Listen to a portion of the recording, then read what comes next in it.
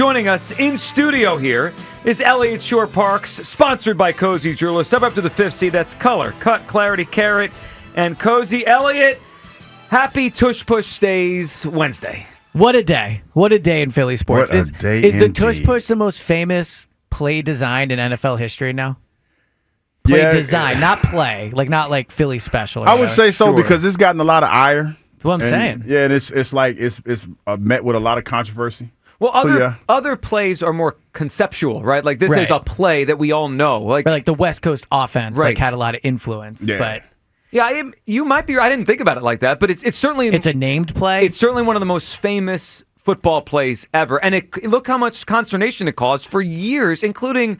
And I don't know where you came down on this. We were discussing today how it felt like the NFL, specifically Goodell, was out to get the Eagles on this. Yeah. So I think today is a massive win for the Eagles, right? Like the play itself, it's important that they'll have it next year. It'll make them a better team to have it. I think they would have converted at a high rate anyway, but you would rather have the ability to run the play, right? So I think it's a massive win for them in that perspective. But the other main takeaway here is the Eagles are a level of powerful and successful right now that we've maybe never seen in franchise history. They are Super Bowl champions. Mm-hmm. They just beat the NFL in this. They beat Roger Goodell. They beat Goodell. They brought in Jason Kelce today to close the deal. Jeffrey Lurie apparently spoke for 30 minutes about this and said, really, it seems did obviously a very good job. This isn't just a win on the field for the Eagles. I think this is a really good example of how powerful they are right now and the level that they are operating on. So let me throw this in. So according to Albert Breer, Eagles owner Jeffrey Lurie, assistant GM John Ferrari, and legend Jason Kelce spoke for around 45 minutes in the general session. Kelce's speech focused on the mechanics of the play and how, in his view, it is not overly dangerous. Breer added, and he didn't acknowledge which side they were on, but he said others that spoke in this meeting were Jerry Jones, San Francisco's Jed York, and Terry Pacula of Buffalo. I think Buffalo was against it, so we kind of know probably which side he was on. Mm-hmm. I don't know which side Jerry Jones was on or the San Francisco owner, but you're right, Elliot, it's a good point. They got 45 minutes in front of the most powerful people in the NFL, and they converted at least enough to save this thing. They pushed it through. They pushed. You've been sitting on that one? I like that. There you go, right? I like that one. But in all seriousness, this is a major win for the Eagles. I mean, I thought this play was gone. To be able to wield that type of influence around the league, right? To call around. We always talk about how his biggest strength is at least I think, the relationships he has around the league. That's how he's good at trading. He knows what the value is of certain players. He knows when a player is available. That is one part of the relationships. The other part of that is an ability to call teams and be like, hey, we need you for this. Or, or to be able to convince them. Getting this Tush Push saved was no small feat. Right? I mean, they only lost by 2 votes, if I'm not mistaken. Yeah, so it was the final vote was 22-10 to ban, but they needed 24 to ban. So it was this was not the Eagles did. It was an uphill climb for them to get this done. Well, it was, and the fact that it stays now, it opens it up to where obviously they could use it all season. But this is probably the last year of the Tush Push. I mean, okay. But wait, we moved from. It was just a discussion a year ago to 22-10 to ban it. If I had to just guess the trajectory, the Eagles use it again. They use it a lot. They're successful. And we're done with this thing a year from now. I think the only way the play ends up being close to banned is if there is an injury this year on the play. I do not think the NFL will go after the play again with no notable incident with the play this year. And frankly, they should not be allowed to. They have tried to bring the play down twice now, and they have failed. Double jeopardy. You're not allowed to just continually try somebody for the same exact thing time and time again. The NFL failed. This should be the end of it. Now, if there's new evidence, if someone gets hurt, different situation. You talk about it. Yeah. But I don't think that they were just going to go after this play every single offseason. Well, unfortunately, the odds are someone probably gets hurt. It's football, right? If teams run it, I don't know, 300 times next year, I'm just throwing a number. Someone's probably going to get hurt. It's a football play, right? Someone might just hurt an ankle, and maybe it's not because of the Tush Push, but just on that play. Hugh, I think we're going to have one more year of it. I think this is our swan song, but I'm just happy we have it. You know what's funny? It's interesting that Eliot framed it the way that he did because I didn't think about it that way. It should be double jeopardy against this, but the only way that you could come back, because it sounds to me, El, like the information that they got, it was rhetoric. the guys that were against it, it was kind of rhetoric, and they didn't offer any new data to support their side. And it feels to me like Jeffrey, Mr. Lurie, talking for 30 minutes. It's a big deal. Really had a lot of data to back up what he was saying, and then to have the weight of Jason Kelce sitting there and telling you the mechanics of an actual player, that probably carried a lot of weight. I know, but it also sounded like a lot of the owners didn't like the fact that he was there. And there was a little bit of pushback from that. Kelce? Yeah, well, the fact that he was there. They had a separate conversation. They basically, the way it seemed worded to me was they made Kelce leave at some point, right? Yeah. It's only supposed to be the owners when they take the vote. So they let Kelce in, he talked, but then they were like, all right, now we got to meet without him. Also, this morning when it came out Kelce was going to be there, that to me was the first indication that Eagles thought they had a real chance at this thing. Like he could slice them. You're not flying Kelce to Minnesota if you don't think there's a real shot that it was close. I agree, and it turned out to be really close. All right, 215-592-9494 to react with us here as the Tush Push is back for 2025. Eliot, while we have you, though, we have to discuss the Sirianni extension. Well, can I do one more Tush Push thing? Yeah, well, you got it. Go ahead. You got one more joke? But can you imagine the electricity in the stadium when they run the Tush Push in week 1? They're going to score their first touchdown. That's what I'm saying. On opening night with the Tush Push. The NFL, it's like, what's it saying? It's like, you come for the king, you best not miss or whatever. Like, they missed. And now the Tush Push is going to be... That was Omar from The Wire. Exactly right. That and Sex and the City, my 2 favorite HBO shows. But... That's a whole nother conversation. But imagine... Over Curb and every other show? See, you were stuck on it, too. I mean, Sex and the City is top-class HBO. Maybe the most influential show HBO's ever made. I go ahead. We about to go down the road. Regardless. When the Tush Push is ran this year, it is going to be like an epic play every single time now. Well, it is, and it's going to hold more weight. Here's what I need, Eliot. Week 1, Cowboys, and typically Goodell attends that game, right? Yeah, he'll be there. The opener. I need the camera on Roger Goodell when the Eagles score the Tush Push touchdown. And I want it on the Jumbotron at the stadium. Well, the other thing this does is it makes the play like very much ours. I think there's going to be a lot more ownership from Philadelphia for this play now. Before it was a well-known play, and I've seen them run it on the road, and Eagles fans do get up and start cheering. But I think now it's like another level of that. I heard one of the shows yesterday discussing if it's the Eagles' identity. Yeah, we were discussing that. I think there's an argument now. It's like this helps that. It solidifies it in that way. Well, it makes it more of what will be like 10 years from now, 20 years from now, when this team is talked about, right? This era of Eagles football, especially if they win another one, it's going to, like, very early in the conversation is the Tush Push. Yeah. I mean, I don't know how early it is. We'll see where they go and how many more they win, and Sirianni and Hurts. It's not crazy. Like, should they build a Tush Push statue outside the link? What would it look like? Would it be the Tush Push? What? There's 5 offensive linemen: Jalen, Saquon, Goddard. We put. I mean, it's one of this franchise's signature things now. I mean. No, I know, but like aesthetically, what does it look like? Is Jalen on top and being pushed over? No, I think it's pre-snap. I think it's the offensive line, Jalen, and then the guys behind it. I'm in. I think so. I think you got to embrace this thing. Hugh? Kim Cattrall was hot in Porky's, though. Okay. That's exactly right. Yeah, she was hot. I know, but I remember that. I thought you would have been in on a Sex and the City show. I was. Did you watch it? Not really. Not but really I know she was, you did. She was. No, I remember. Yes. No, that's a yes. No, yeah. I didn't watch it because. Come on now. No, I didn't watch it, but I remember she was popular because she was free. She was. Yeah, I'm curious how you're gonna phrase this. Yeah, she was in tune with her sexuality. It's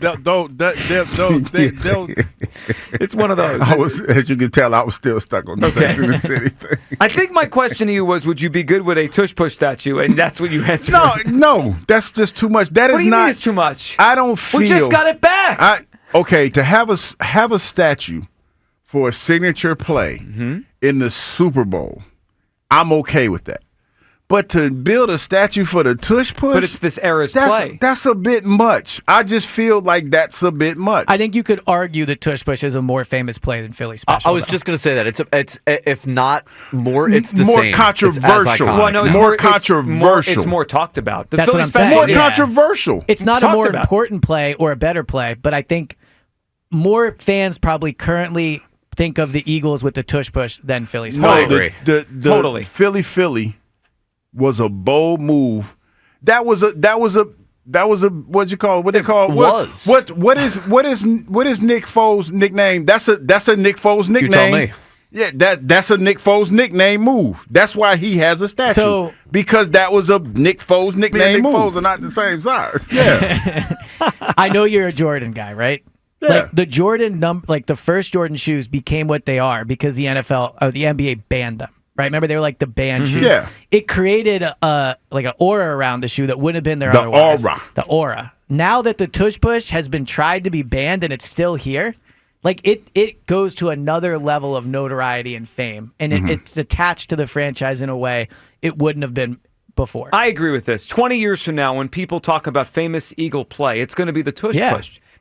Fans that aren't here might actually forget about the Philly special. Like, oh, but then they run That's a bit strong. No, I don't know. 20 years from now, forget about the Philly special. 20 years. Wait, 20 years I was with from now. you until that. 20 years from now, you ask an NFL fan not here and say, well, remember the Eagles beat the Patriots? Oh, an NFL fan. NFL okay, fan. I thought you said an Eagles fan. No one here will ever forget. Okay, yeah. NFL fan might say, oh, didn't they run a trick play or something? Yeah, no, I think that's probably true. The Tush Push is going to, because I do think it's going to get banned at some point. So it's going to be a play that tried to get banned. They couldn't do it. Eagles run it again. And then I think the statue idea is a good one. It's going to be attached to the team in a way it was not before. But the other thing is, all right, there's been a lot of teams that said the play's not safe, right? Yeah. The Buffalo Bills.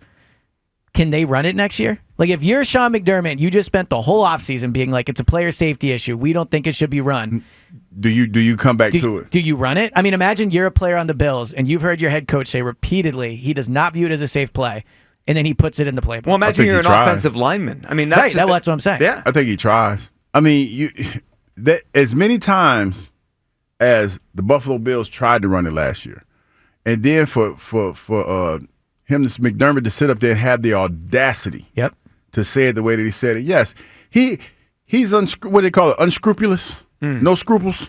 Yeah, that's unscrupulous. Yeah, he probably should also stop talking if past precedent is anything. He is one of those people that, what they say, talking out the side of your neck.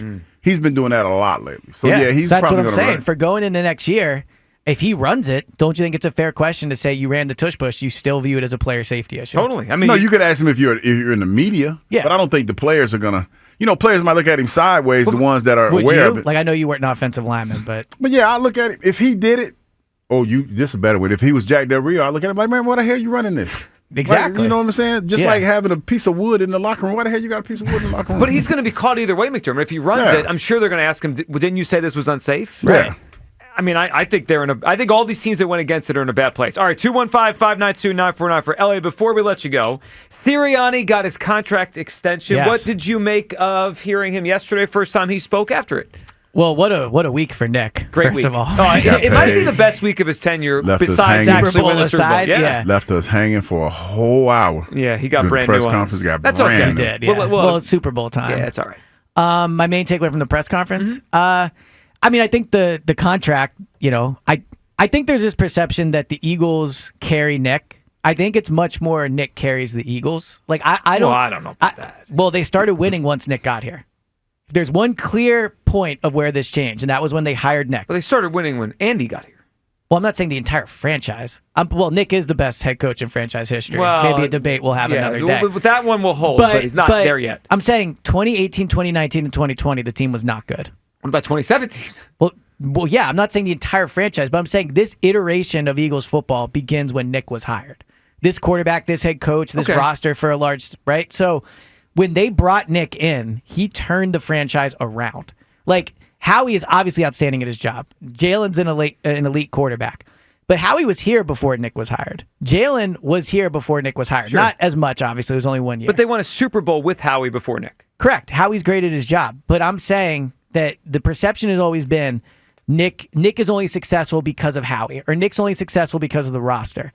This team was not successful before Nick got here. They were. No, but you're including 2017. But That's you're starting at 2018. No, I'm starting at 2020. I'm starting when Nick got hired in 2021. The prior 3 seasons were disaster, and they were trending down. Sure, but why are we starting at the previous 3 seasons and not the previous 4? Because the fourth one is the Super Bowl. Because once the Super Bowl is won, like, that's kind of the next phase. Regardless whether you include it or not, the arrow was pointing down when Nick got here. I agree with that. Well, I don't think there's even agree or disagree. They won 4 games the previous season. They were a disaster, right? The front office was viewed as no one can get along up there. No one wanted the job, was the reporting. Yeah. They didn't have a quarterback. They interviewed a lot of weird names that cycle. Nick getting here turned this franchise around. I will meet you on the middle on this. I don't think he's carried by them as much as I thought. I think it's more even, where the franchise gives him a lot, but he did a good job with it. I mean, you look since he got here, all their draft picks are hitting at a higher rate. I don't think all of a sudden Howie has a better eye for football. I think they're developing the players better. They win like 80% of their regular season games. They've won a Super Bowl and been to 2. Like that all started once Nick got here. So here's the last thing I want to ask you today. We don't have any details yet. If you had to guess, where do you think he's going to come in terms of highest paid coaches, if those details come out? Usually at some point they do. So Andy Reid is number 1, which is obviously well earned over many years. I believe Sean Payton is 2, and they had to lure him off of TV, so they paid him a lot. Jim Harbaugh, I think, is 3. They had to get him out of college. And then it goes some order. I think McVay and Shanahan are around the top 5. Where do you think Sirianni comes in? So I would first say I do think it really matters. I do think like if we found out this was a 2-year deal on for $11 million, that's a pretty tepid endorsement. I would say totally right. So I think it matters. I would be surprised if he's in the top 5.